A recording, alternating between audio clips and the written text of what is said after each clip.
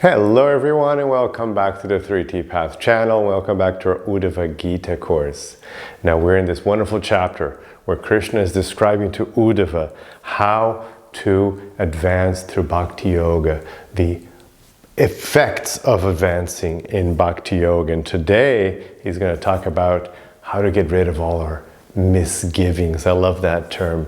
How to give up and tear to pieces all our misgivings, all our mistakes, and get life right.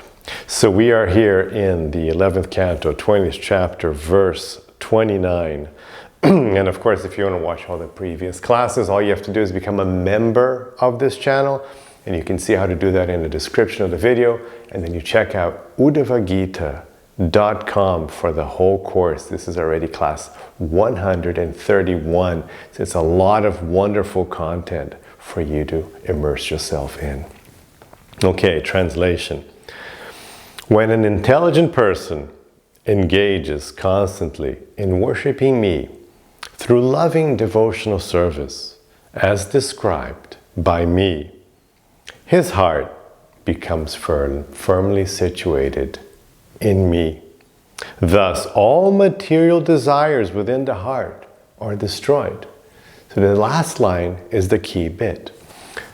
All material desires within the heart are destroyed. So what happens is, when we dedicate ourselves to spiritual topics, to hearing about God, to spiritual life, what happens is something is replaced. That thing takes over our mind, our desires, our focus, our priorities. And that gradually then displaces just the superficial, egotistical, material desires. And why is that a good thing? Because those material desires aren't getting you anywhere. Material desires is called kama in Sanskrit. So kama only gets you in trouble. Kama leads to frustration, anxiety, disappointment, envy. It never works out very well. As we keep chasing just superficial material desires, not based on purpose, not based on love, not based on what's real, but just those desires, we keep having them. It's like you see something, you see an ad, that's what advertisement is, right? Giving you desires. You go through Instagram and you see something like, oh, I want to be like this person, I want to have what this person has. And these desires, they never satisfy you, because when you get that thing, there's always some other thing. And that thing wasn't the way it was really thought it was going to be. It didn't really quite work out. And, it was, of course, it was all kind of fake anyway. So then it's not what you thought it was. So you're frustrated. And then there's always something else. You get a good car, but there's a better car. You get a good house, there's a better house.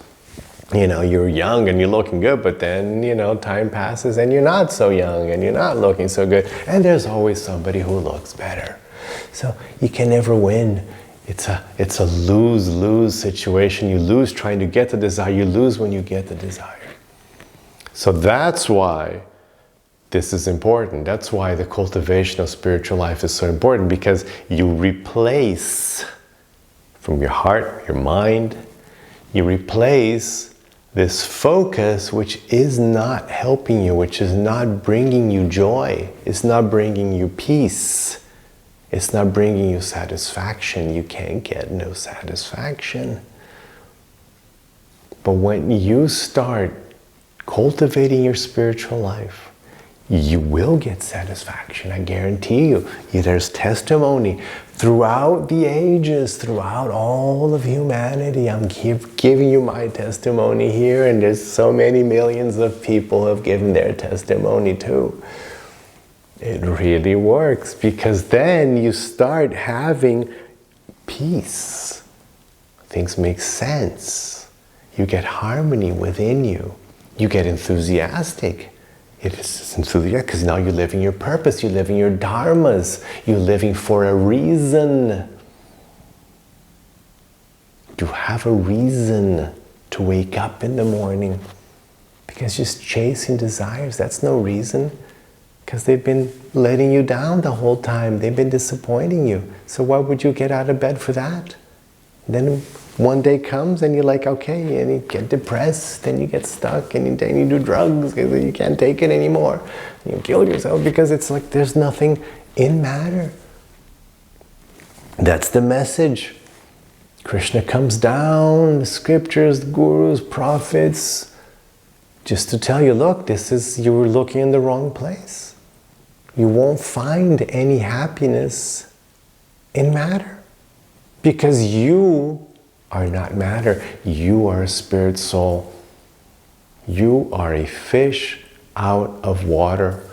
Fish out of water will never find joy no matter what you do. You pamper it, you give them nice TV, internet. Hey, you have a Wi-Fi connection. The fish doesn't care. It's out of water. It won't be happy. You're a fish out of water. We are fish out of water. We're not supposed to be in matter. We're not supposed to be focused on material things. We're supposed to be focused in spiritual things only. So this is a very important point, and Krishna is going to describe this a little further up ahead. Now, purport. The material senses are engaged in gratifying the concoctions of the mind, causing many types of material desires to become prominent, one after another. One who constantly engages in the devotional service of the Lord by hearing and chanting the Lord's transcendental glories, with firm faith, gets relief from the harassment of material desires. By serving the Lord, one becomes strengthened in the conviction that Sri Krishna is the only actual enjoyer and all others are meant to share the Lord's pleasure through bhakti. A devotee of the Lord situates Sri Krishna on a beautiful throne within his heart, and there offers the Lord constant service. Just as the rising sun gradually eliminates all traces of darkness, the Lord's presence within the heart causes all material desires there to weaken and eventually disappear. The words Mai Hridistite, when the heart is situated in me, indicate that an advanced devotee sees Lord Krishna not only within his own heart, but within the hearts of all living creatures. Thus, a sincere devotee who chants and hears the glories of Sri Krishna should not be discouraged by the remnants of material desires within the heart. He should faithfully wait for the devotional process to naturally purify the heart of all contamination. Very nice. Verse 30. The knot in the heart is pierced. All misgivings are cut to pieces, and the chain of fruitive actions is terminated when I am seen as the Supreme Personality of Godhead. So, what happens with bhakti then? So your material desires, they are being diminished, reduced, eliminated from your heart. So then the knot in the heart is pierced. What is this knot? The knot that's keeping you stuck in an unhappy life, keeping you stuck in a process that doesn't work. So the knot is pierced. All misgivings are cut to pieces. Because it's a life of misgivings. You do things and it doesn't work, and it's disappointment, and it's sadness, and it's frustration, your expectations, and it's just all these misgivings. They're all cut to pieces. You're no longer in that world of disappointment and misgivings, because now you've got everything right now, in the here and now. You're experiencing God completely. You're living your Dharma, you're focused on Dharma, you know what to do, you have purpose in life. It's very different. And then the chain, this is very important for us souls, the chain of karma. Fruit of action means karma. So karmani. So the karma is terminated. So no more karma. Because that's the whole thing. You're stuck here because the desires, they function under the law of karma. So you have desires, you do things, and then you'll get results from those things. Not just the practical, superficial results, but these other dharmic results come, these teaching results, educational feedback from the universe. We call the law of karma. So if you're stuck acting just in the material platform, then as a result, you will have to experience the educational process of matter. It's just part of matter. Karma isn't a spiritual thing. People get a little confused with that. Karma is not spiritual, no more spiritual than, say, gravity. It's just a law of nature.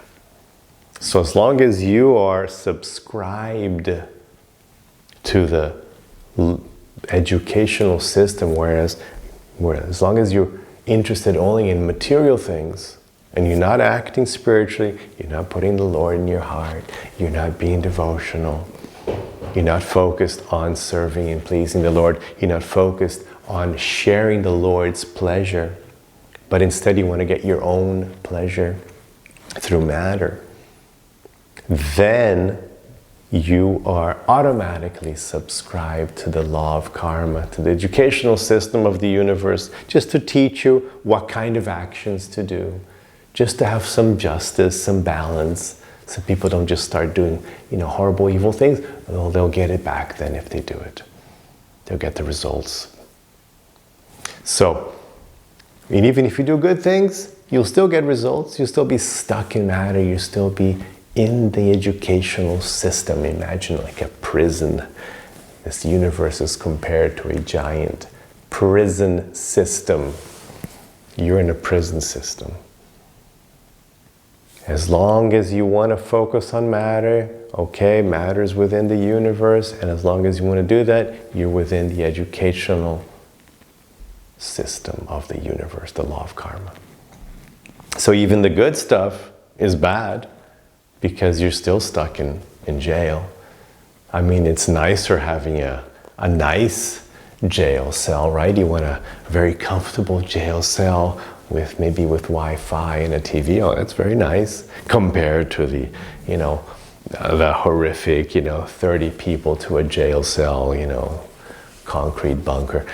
Yeah, it's better, but you're still in jail. So that's still not as good as being at home, having the freedom, just going wherever you want, traveling. So that's what it is. Good karma, you're still in jail. It's still horrible. You're still under the effects of birth, death, old age, and disease. At the very least, even Lord Brahma can't avoid those. And you're still pretty much at the effect of the three miseries described in the Vedas: miseries from nature, miseries from other living creatures, miseries arising from your own self, from your own body, your own mind. Those are the worst, really, aren't they? Those drive you nuts.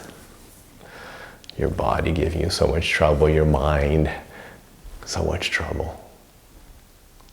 So, that's the prison system. But with bhakti, the knot in the heart is pierced, misgivings are cut to pieces, and this chain of karma is terminated.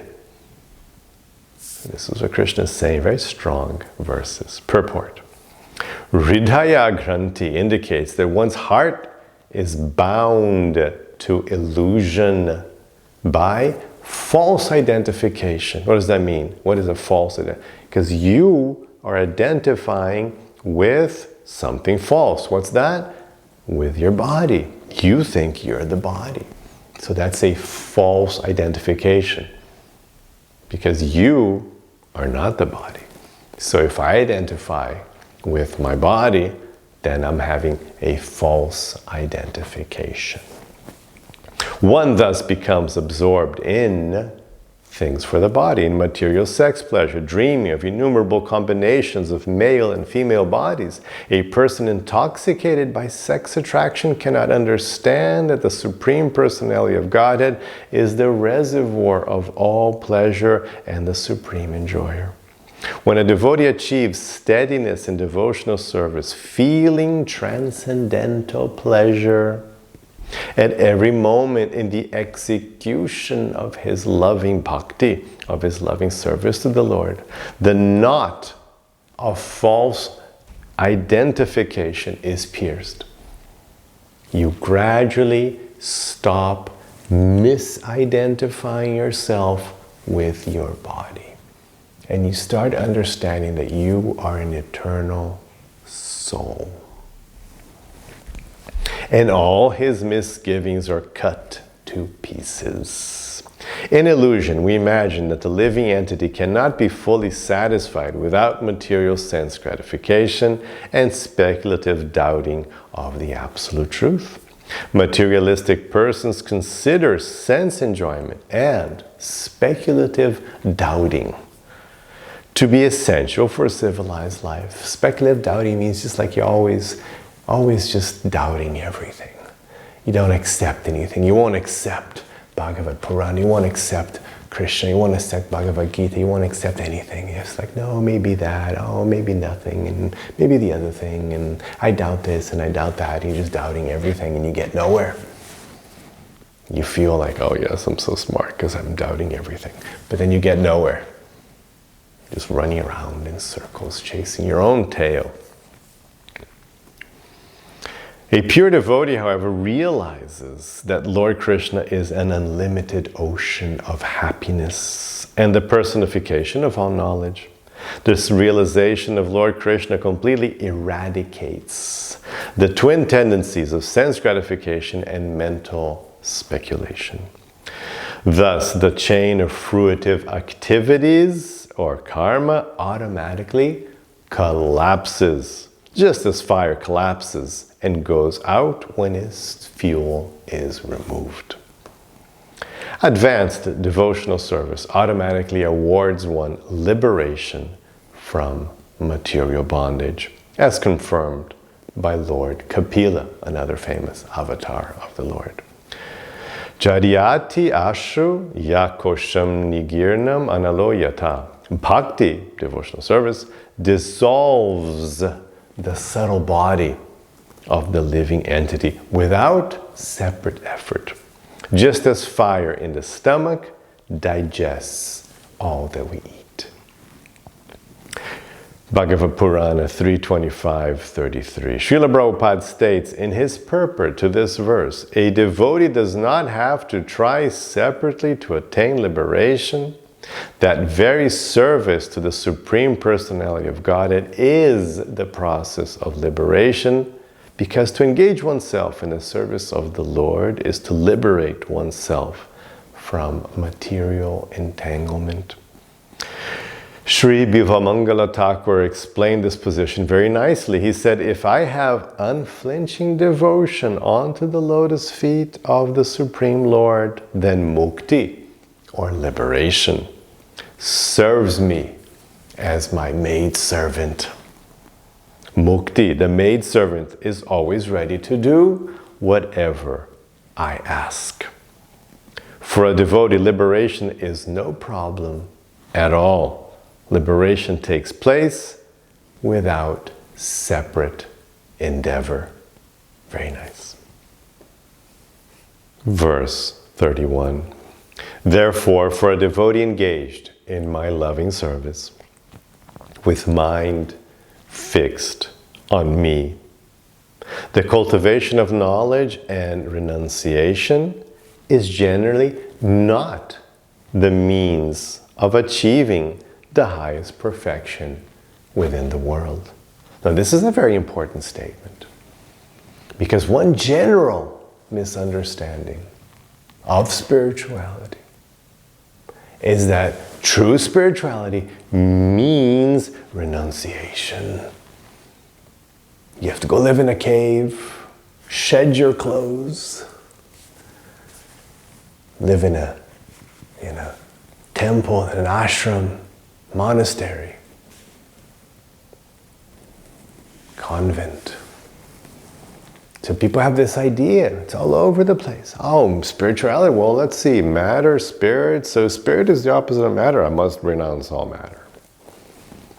It's a humongous misunderstanding.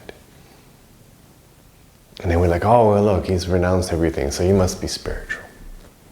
Like, no, there are people, lots of people living in the streets who are just, unfortunate, or just, have mental problems, or just drug addicts. They're not spiritual.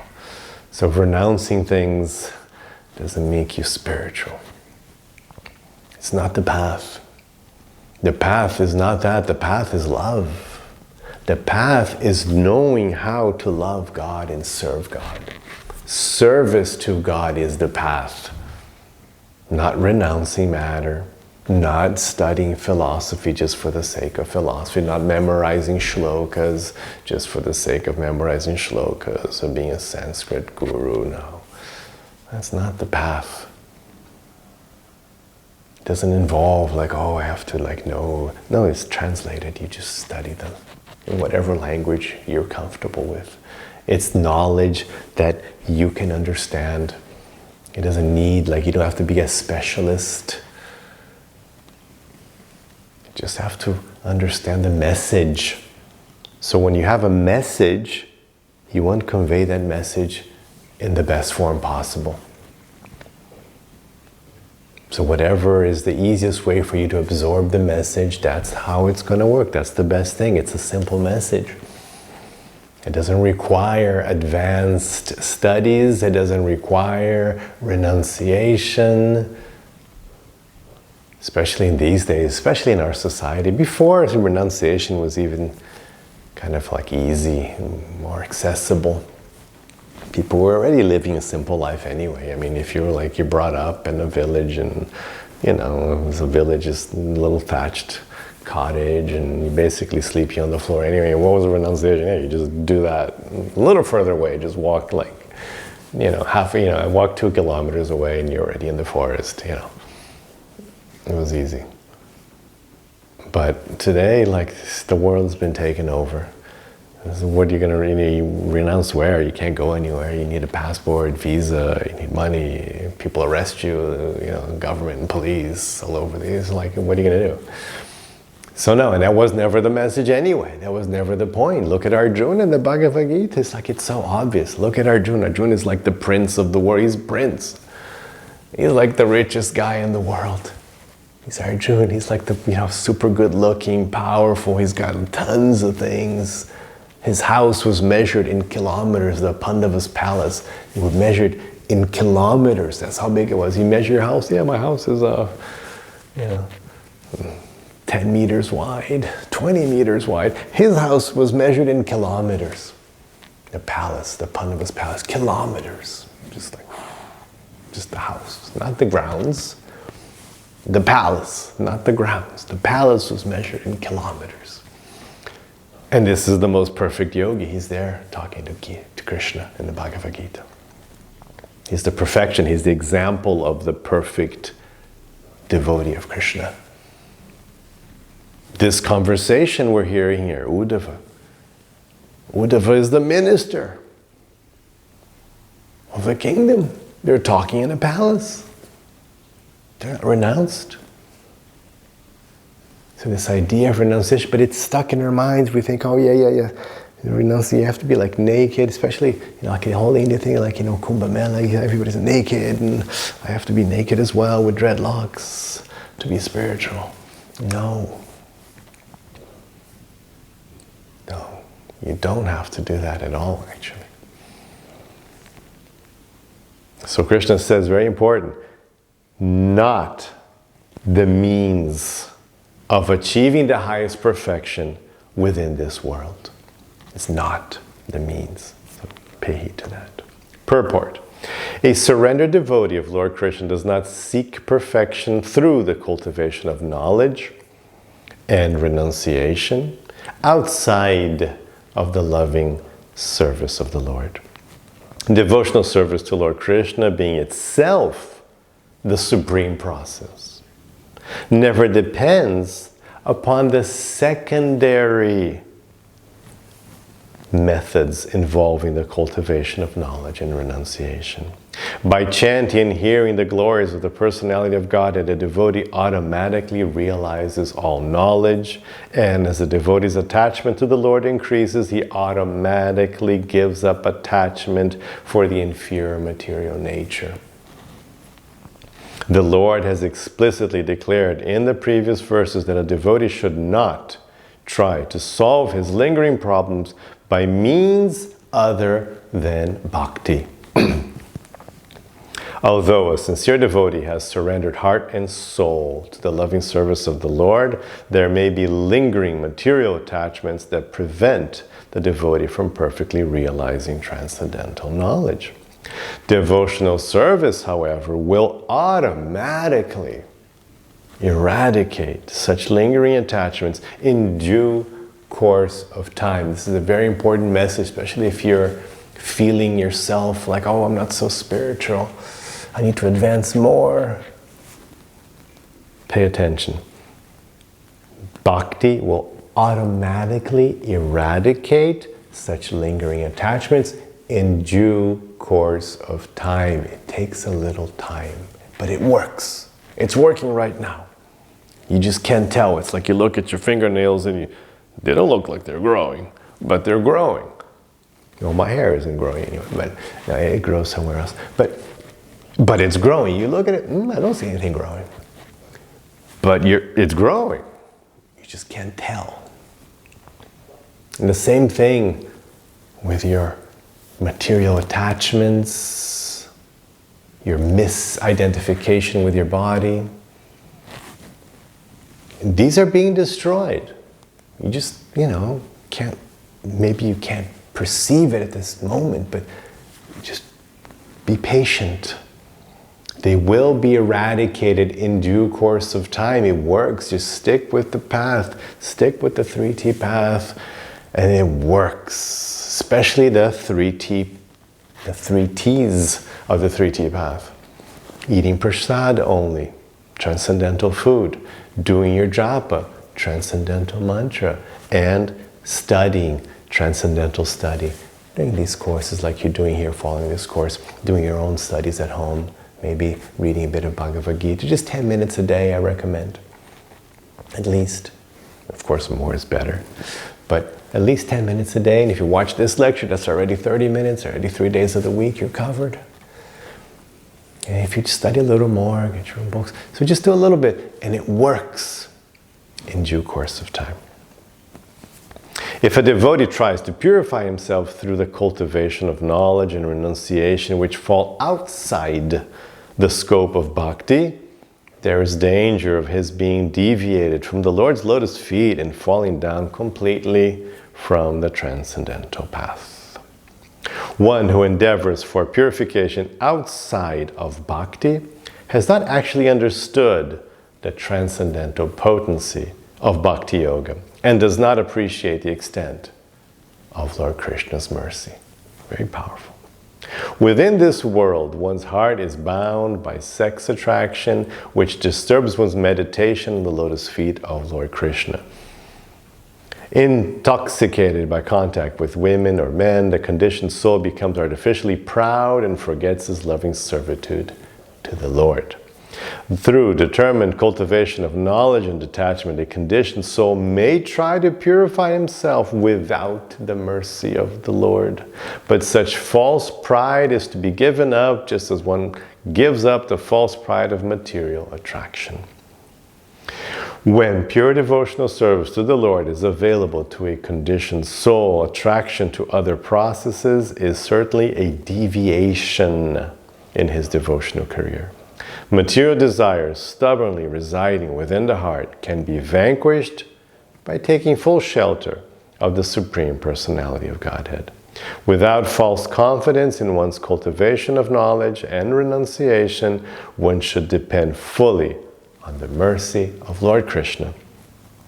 And at the same time, strictly follow the rules and regulations of Bhakti Yoga as instructed by the Lord Himself. In other words, stick to the method, 3T path, for example, stick to the method, and then just depend on the Lord's mercy for the results.